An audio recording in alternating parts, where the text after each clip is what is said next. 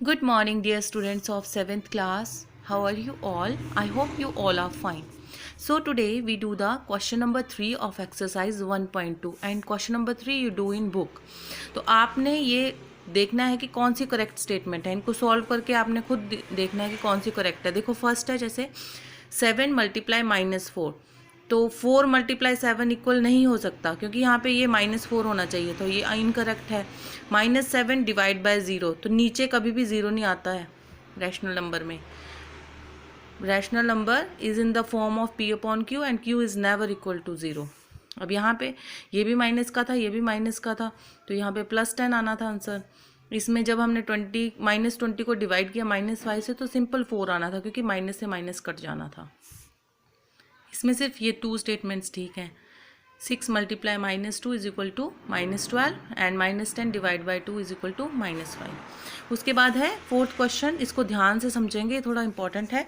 Evaluate using suitable arrangement. ठीक है, आपने इवेलुएट करना है और इसको सिंपली ऐसा मतलब सिंपल बनाना है कि आपको ज़्यादा मल्टीप्लिकेशन ना करना पड़े, कि आपको फर्स्टली ऐसे नहीं करना है कि बड़ी टर्म को इससे मल्टीप्लाई करके बहुत ज़्यादा बड़ा सा मल्टीप्लाई लिख के। ठीक है, तो आपने सिंपली देखना है कि कौन सा सिंपल हो सकता है। तो जब हम 25 को 8 के साथ मल्टीप्लाई करते हैं तो फर्स्ट स्टेप में हमने ये सिंपल करना है।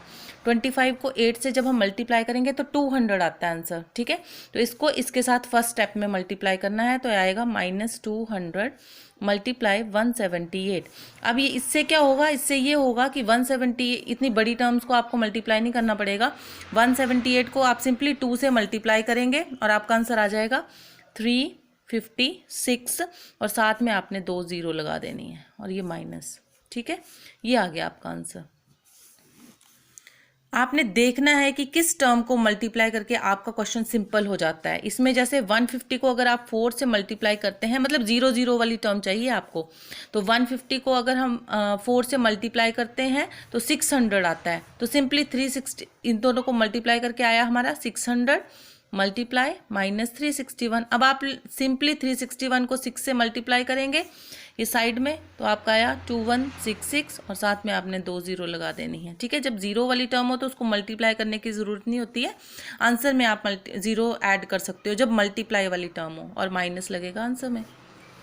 इसको कैसे सिंपल करेंगे, 250 को अगर 2 से करते हैं तो 500 आता है। ठीक है, तो ये आएगा 500, इसको और इसको किया इस बार हमने मल्टीप्लाई -367।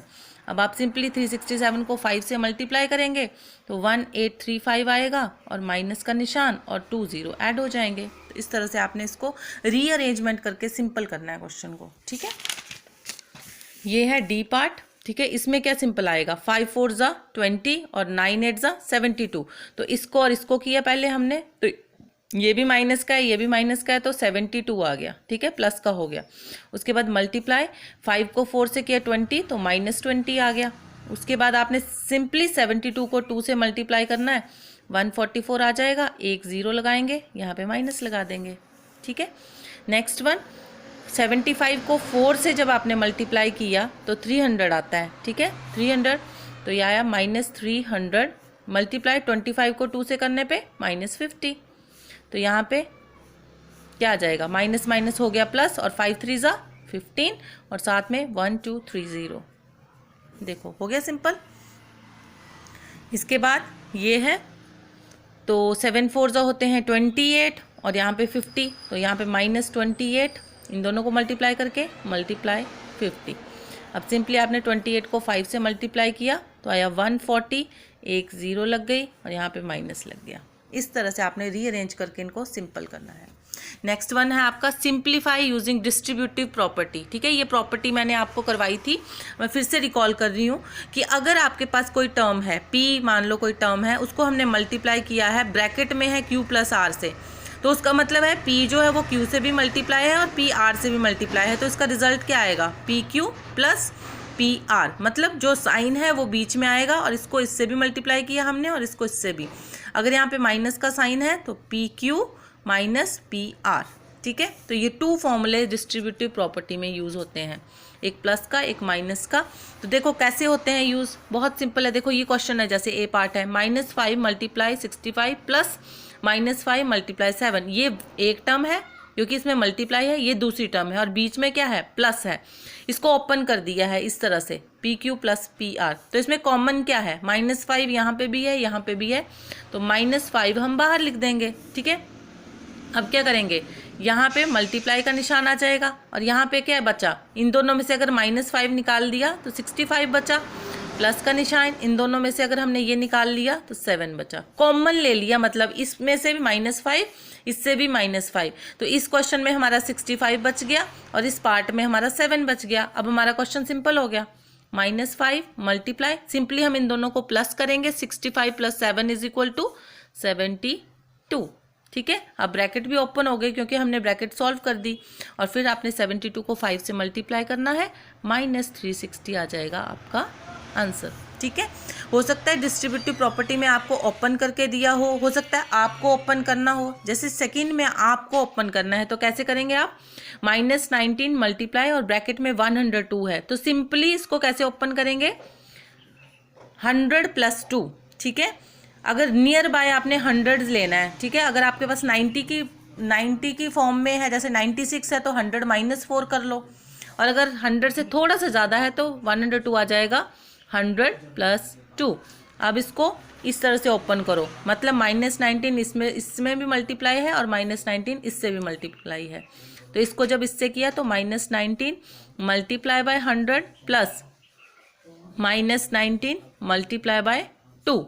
तो जब हमने इसको इसके साथ मल्टीप्लाई किया तो -19 और 2 0 लग गए, और यहाँ पे जब किया प्लस माइनस माइनस और 19 2 = 38, ये आ गया, -19 100 -38, और इन दोनों को क्या साइन, क्योंकि दोनों का माइनस है तो आंसर में माइनस आएगा और प्लस कर देंगे, 1938 इसका आंसर आ जाएगा।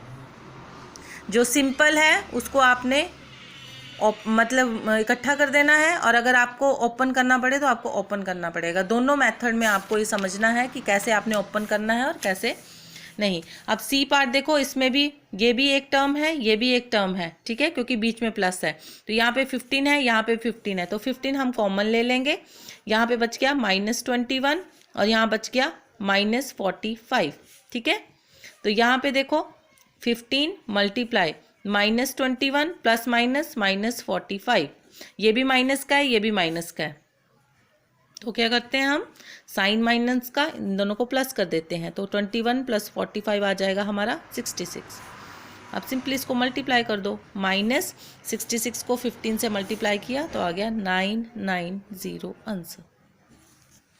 जिस भी तरह से आप इसको सॉल्व कर सको, सिंपल कर सको। ठीक है, उसके बाद है -42 मल्टीप्लाई, ये भी ब्रैकेट में 40 + 5, इट मीन्स ये इससे भी मल्टीप्लाई है, ये इससे भी मल्टीप्लाई है, तो -42 मल्टीप्लाई बाय 40, उसके बाद प्लस का निशान आएगा, -42 मल्टीप्लाई बाय 5।